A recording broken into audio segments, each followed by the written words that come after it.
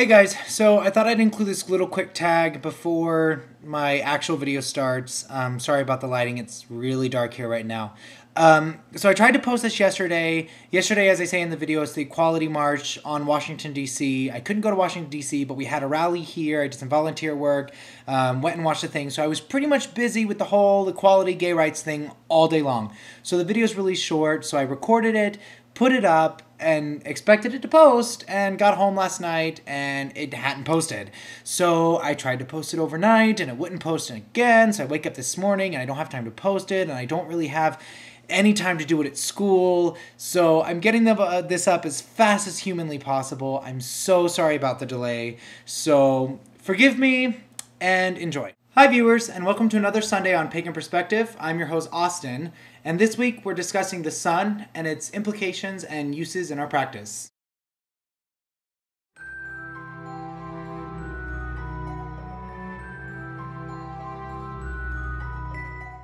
So I have to preface this with today's going to be really short. I'm running a little late. I'm heading over to the rally and parade for gay rights.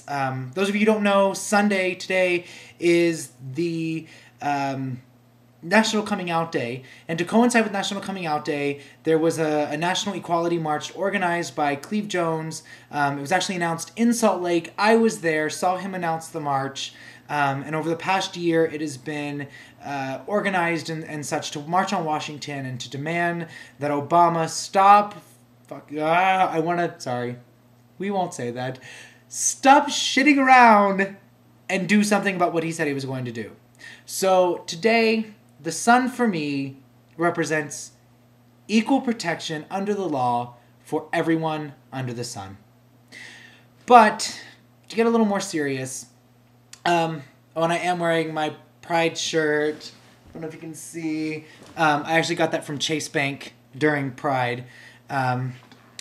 Anyways, so the sun to me represents the masculine energies. And I've been thinking about this a lot lately, how and why I think that, to me it makes sense. It just feels right for me. But I was kind of thinking about how maybe the sun represents or fits into this idea of what a man is. And if we think at the basis level, a man impregnates the woman. A man's sperm impregnates the egg. And if you think about it, and the man penetrates the woman at the very basis sense of what humans are about and survival and you know, this sort of thing and gender differences and all of this. There's a lot more to it, but no time. The light penetrates the darkness. The light of the sun, the rays of the sun provide fertilization of seeds, of plants, of, you know, all of this. So I think of the world as being sort of like the mother's womb. And the sun and the light penetrating it and fertilizing it. Without the light, there would be no life. Without sperm, there would be no life. And the egg is representative of the earth. And, you know, as I mentioned in my video about the moon, we always see microcosms within macrocosms. So we see within ourselves this cycle of sperm fertilizing egg, and then on a grander scale, we see the sun fertilizing the earth, which I think is very interesting that we see even the shape, you know, the circular idea of the earth, you know, the sun. It's a stretch, but you could say, okay, well, the sun has flares and such that mimic the moving mechanism of sperm. You know, you could go that far. It's a little stretch, I know. Meh. So to me, it's representative of the masculine. Also, within my practice, I've heard some very interesting things lately about this idea of gay men and kind of the types of gay men. And I consider myself, I'll have to look up his name, and maybe I'll do a video on my personal channel, which, by the way, there are more videos coming. Just been really busy, the whole swine flu thing, all of this, meh.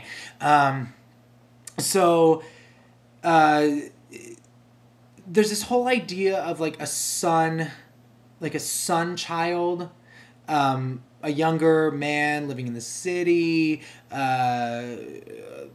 a blithe spirit, you know, things like that. I'm very, very tied into the sun. And I always thought this before I even heard that. I mean, I'm sure we've all heard things that we instantly go, oh, you know, I've always thought of myself as that way, or I always thought about this in that way. And someone comes along and says, you know, okay, well, I've put a term to it, or, you know, done this kind of thing.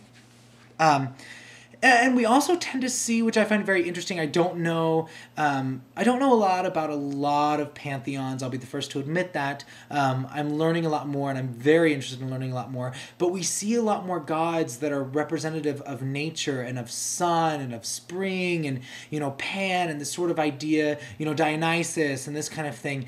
And, you know, female gods tend to be a bit more moon related. I don't want to say darker, because darker comes with a negative connotation, but I don't know. I mean, I'm sure you know what I mean, and if you don't know what I mean, ask, or post a video response. You know, maybe there is a god that is more dark, or maybe you see it the other way. Maybe you see that there are more goddesses to do with light. Very interested in knowing what you think.